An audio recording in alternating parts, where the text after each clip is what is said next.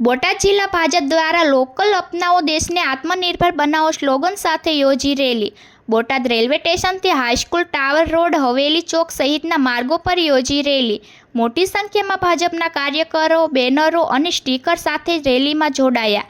જિલ્લા ભાજપ પ્રમુખ નગરપાલિકા પ્રમુખ સહિત આગેવાનોએ દરેક દુકાનો પર સ્ટીકર લગાવ્યા। વડાપ્રધાન દ્વારા નવરાત્રિના પ્રથમ નોરતે જીએસટીમાં ઘટાડો કરી લોકોને ભેટ આપેલ છે, જે અંતર્ગત લોકોમાં જાગૃત આવે તેવા હેતુથી રેલી યોજાઈ। અહેવાલ Rohit R Jatapara, Diu mirror news.